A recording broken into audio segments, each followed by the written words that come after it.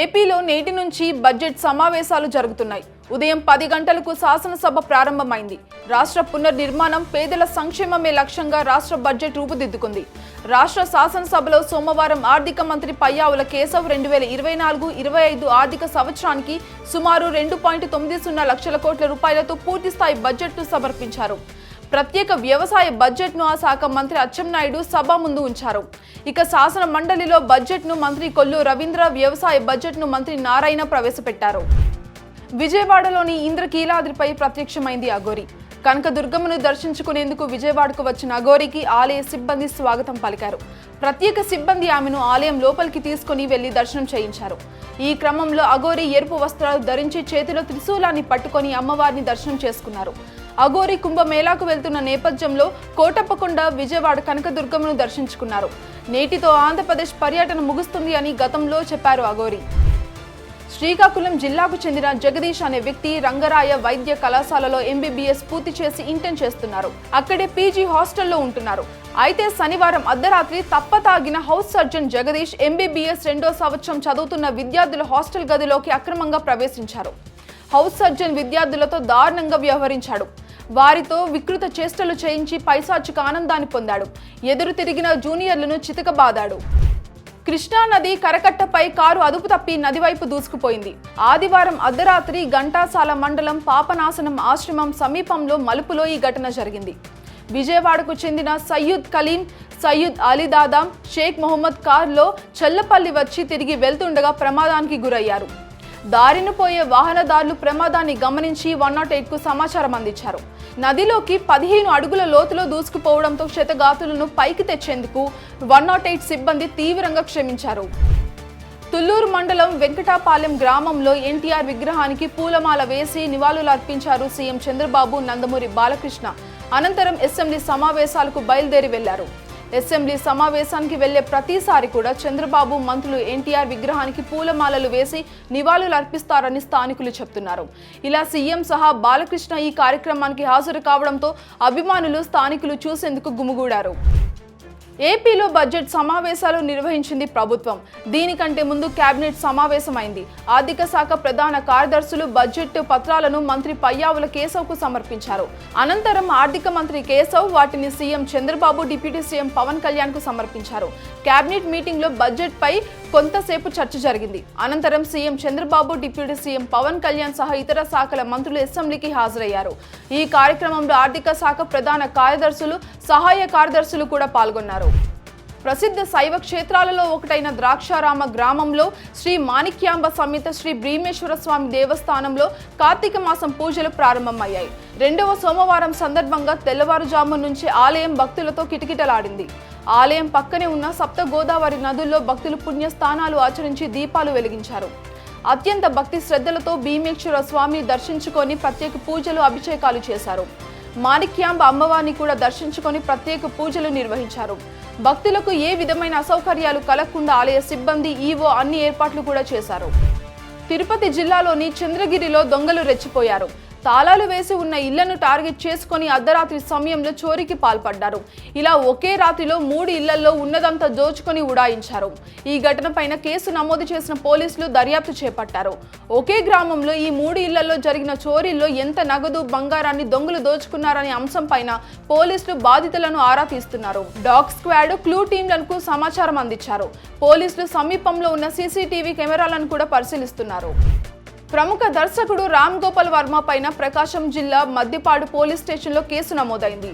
వ్యూహం cinema promotions లో భాగంగా రామ్ గోపాల్ వర్మ చేసిన వ్యాఖ్యలపైన IT చట్టం కింద పోలీసులు కేసు నమోదు చేశారు. వ్యూహం ప్రమోషన్స్ సమయంలో సీఎం చంద్రబాబు నాయుడు, లోకేష్, బ్రాహ్మణి వ్యక్తిత్వాన్ని కించపరిచేలాగా వర్మ పోస్ట్ చేశారు అంటూ కేసు నమోదు చేశారు. టీడీపీ మండల ప్రధాన కార్యదర్శి రామలింగం ఇచ్చిన ఫిర్యాదు మేరకు కేసు నమోదు చేసి దర్యాప్తు ప్రారంభించినట్టుగా పోలీసులు తెలిపారు. ఆరుగాలం ఇంటిల్లపాది శ్రమించి ఈ ప్రపంచానికి అన్నం పెడుతున్న రైతన్నకు మనస, వాచ, కర్మ శిరస్సు వంచి పాదాభివందనం తెలియజేసుకుంటున్నాను అన్నారు వ్యవసాయ శాఖ మంత్రి అచ్చెన్నాయుడు. ఈ సందర్భంగా ఆంధ్రప్రదేశ్ అసెంబ్లీలో వ్యవసాయ బడ్జెట్ ప్రవేశపెట్టారు. సుమారు 43,402 కోట్ల రూపాయలతో వ్యవసాయ బడ్జెట్ ప్రవేశపెడుతూ రైతులకు అండగా ఉంటానని హామీ ఇచ్చారు. గత ప్రభుత్వం రాష్ట్రానికి వెన్నుముక్క అయిన వ్యవసాయాన్ని గాలికి వదిలేసిందని విమర్శించారు. రాష్ట్ర జనాభాలో 62% వ్యవసాయ అనుబంధ రంగాలపైన ఆధారపడి ఉందని చెప్పారు. రాష్ట్రంలో వ్యవసాయ రంగాన్ని తిరిగి గాడిలో పెట్టడానికి రైతు సంక్షేమం కోసం తమ ప్రభుత్వం చర్యలు చేపట్టిందన్నారు. వైసీపీ అధ్యక్షుడు మాజీ సీఎం వైఎస్ జగన్ పై ఏపీ పీసీసీ అధ్యక్షురాలు షర్మిల మరోసారి విమర్శలు గుప్పించారు.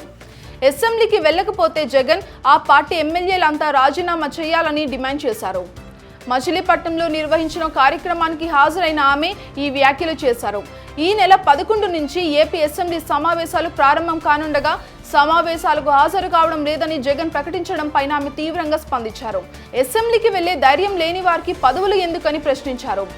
ఎమ్మెల్యే హోదాలో అసెంబ్లీకి వెళ్లి ప్రభుత్వాన్ని ప్రశ్నించాల్సిన జగన్ అసెంబ్లీ సమావేశాలను బహిష్కరించడం కరెక్ట్ కాదన్నారు. ప్రజల తరపున నిలబడలేనప్పుడు అలాంటి పదవి ఆయనకు అవసరం లేదని వెంటనే రాజీనామా చేయాలని డిమాండ్ చేశారు. కర్నూలు జిల్లా ఎబిగినూరు టౌన్ సీఐ సుదర్శన్ రెడ్డి బదిలీని నిరసిస్తూ ప్రజా సంఘాలు, విద్యార్థి సంఘాల ఆధ్వర్యంలో భారీ ర్యాలీ నిర్వహించారు. వెంటనే బదిలీ ఆపాలని శివ సర్కిల్లో పెద్ద ఎత్తున మానవహారం చేపట్టారు. దీంతో భారీగా ట్రాఫిక్ స్తంభించింది. నిజాయితీగా విధులు నిర్వహించిన పట్టణంలో అల్లరి మూకలను అణిచివేసి శాంతి భద్రతను కాపాడారని కొనియాడారు. ఇక ఇలాంటి అధికారిని 3 నెలలకే బదిలీ చేయాల్సిన అవసరం ఏంటని ప్రశ్నిస్తున్నారు విద్యార్థి సంఘాలు నాయకులు. ఇక వెంటనే సీఐ బదిలీ ఆపాలని డిమాండ్ చేశారు. ఆంధ్రప్రదేశ్ రాష్ట్ర రాజధాని అమరావతి నిర్మాణం కోసం ప్రపంచ బ్యాంకు, ఏడీబీ ఇస్తున్న రుణం వినియోగం పైన రాష్ట్ర ప్రభుత్వం ఆదివారం ఉత్తర్వులు జారీ చేసింది. రాజధాని అమరావతి సమగ్ర సుస్థిర నగర అభివృద్ధి ప్రాజెక్టులో భాగంగా తొలి దశలో 15,000 కోట్ల రూపాయలతో చేపడుతున్న పనులకు ప్రపంచ బ్యాంకు, ఏడీబీ కలిసి సుమారు 13,500 కోట్ల రూపాయలు రుణంగా ఇస్తున్నాయి. ఇక మిగతా 1,500 కోట్ల రూపాయలను కేంద్ర ప్రభుత్వ సహకారంతో రాష్ట్ర ప్రభుత్వం సమకూర్చుకోనుంది. సోషల్ మీడియాలో అత్యంత దారుణమైన భాషను ఉపయోగించి పోస్టులు చేసిన ఎంపీ అవినాష్ రెడ్డి అనుచరుడు జగన్ సతీమణి భారతి పిఏ వర్ర రవీందర్ రెడ్డికి ఎట్టకేలకు పోలీసుల చేతికి చిక్కాడు. నిన్నటి వరకు పోలీసులను పరుగులు పెట్టించిన వర్ర ఎట్టకేలకు అరెస్ట్ అయ్యాడు. పులివెందుల నియోజకవర్గం వేముల మండలానికి చెందిన వర్ర రవీందర్ రెడ్డి పైన రాష్ట్ర వ్యాప్తంగా కేసులు నమోదయ్యాయి. ఉప ముఖ్యమంత్రి పవన్ కళ్యాణ్, సీఎం చంద్రబాబు సతీమణి నారా భువనేశ్వరి, పీసీసీ చీఫ్ షర్మిల, కూటమి నేతలు, వారి కుటుంబ సభ్యులపైన అసభ్య పోస్టులు పెట్టిన వర్రా ఇప్పుడు వర్రీ అవుతున్నాడు. ప్రస్తుతం పోలీసులు వర్రాను సీకే దిన్నే పోలీస్ స్టేషన్ కు తరలించారు. జయశంకర్, భూపాలపల్లి జిల్లాలో క్షుద్ర పూజలు కలకలం రేపుతున్నాయి. మహాదేవపురం మండలం కుదురుపల్లి అటవీ ప్రాంతం వాగులో కొంతమంది పూజలు చేస్తుండగా గ్రామస్తులు పోలీసులకు సమాచారం ఇచ్చారు. పూజలు నిర్వహిస్తున్న వ్యక్తులు పారిపోగా వారిలో ఒకరిని పోలీసులు అదుపులోకి తీసుకున్నారు. అదుపులో ఉన్న వ్యక్తిని పోలీసులు విచారిస్తున్నారు. అవి క్షుద్ర పూజలా లేదా అటవీ దేవతకు పూజలు చేస్తున్నారా అన్న విషయం తెలియాల్సి ఉంది. కరీంనగర్ జిల్లా హుజూరాబాద్ సమీపంలో సింగాపూర్ వద్ద ఆసక్తికర ఘటన సోమవారం చోటు చేసుకుంది. మనకొండూరు మండలానికి చెందిన దివ్యశ్రీ రోడ్డుపై కింద పడగా అటువైపు వెళ్తున్న లారీ కింద భాగంలో చిక్కుకుంది. దివ్యశ్రీ జుట్టు లారీ కింద భాగంలో చిక్కుకొని పోవడంతో లారీ కొంత దూరం ఈడ్చుకొని వెళ్ళింది. మహిళ కేకలు వేయడంతో అప్రమత్తమైన లారీ డ్రైవర్ లారీని పక్కన ఆపాడు. ఇక అదే సమయంలో అటుగా వెళ్తున్న కేంద్ర మంత్రి బండి సంజయ్ కుమార్ ప్రమాద ఘటన వద్ద ఆగి లారీ జాకీలు తెప్పించి కత్తెరతో మహిళ జుట్టును కట్ చేసి బయటకు తీయించారు. ఇక గాయపడ్డ మహిళను వెంటనే కరీంనగర్ ఆసుపత్రికి తరలించి చికిత్స కూడా అందిస్తున్నారు. తెలుగు ప్రజలపై ఇటీవల అనుచిత వ్యాఖ్యలు చేసిన సినీ నటి కస్తూరి పరారీలో ఉన్నట్టుగా పోలీసులు తెలిపారు.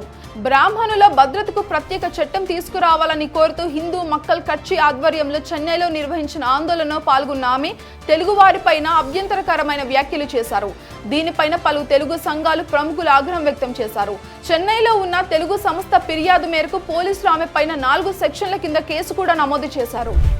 నైరుతి బంగాళాఖాతంలో అల్పపీడనం కొనసాగుతుంది. దీని ప్రభావంతో మంగళవారంలోగా అల్పపీడనం ఏర్పడే అవకాశం ఉందని భారత వాతావరణ విభాగం భావిస్తోంది. తర్వాత 2 రోజుల పశ్చిమ దిశగా కదులుతూ తమిళనాడు లేదా శ్రీలంక తీరాల వైపు ప్రయాణిస్తుందని అంచనా వేస్తోంది. మరోవైపు నైరుతి బంగాళాఖాతం మీదుగా తూర్పు మధ్య బంగాళాఖాతం వరకు ద్రోణి విస్తరించి ఉంది. దీని ప్రభావంతో మంగళ, బుధ, గురువారాల్లో రాయలసీమ, దక్షిణ కోస్తాలో కొన్ని ప్రాంతాలలో ఒక మోస్తరు నుంచి భారీ వర్షాలకు అవకాశం ఉందని విపత్తు నిర్వహణ సంస్థ పేర్కొంది. మహారాష్ట్రలో అసెంబ్లీ ఎన్నికల షెడ్యూల్ ఖరారైంది. ఈ ఎన్నికల్లో కాంగ్రెస్, ఉద్ధవ్ ఠాక్రే, శివసేన, శరద్ పవార్, ఎన్సీపీతో కలిసి మహావికాస్ ఆగడి కూటమిగా బరిలోకి దిగుతున్నాయి. మహావికాస్ కూటమి 5 కేటగిరీలతో ఆదివారం మేనిఫెస్టో రిలీజ్ చేసింది. కాంగ్రెస్ అధ్యక్షుడు మల్లికార్జున ఖర్గే నవంబర్ 10న మహారాష్ట్రలో మహావికాస్ ఆగడి ఉమ్మడి మేనిఫెస్టోను విడుదల చేశారు. ఈ కార్యక్రమంలో Shiv Sena MP Sanjay Raut, NCP SCP MP Supriya Sule, Maharashtra Congress అధ్యక్షుడు నానా పటోలే, కాంగ్రెస్ జాతీయ ప్రధాన కార్యదర్శి కేసీ వేణుగోపాల్ తదితరులు పాల్గొన్నారు.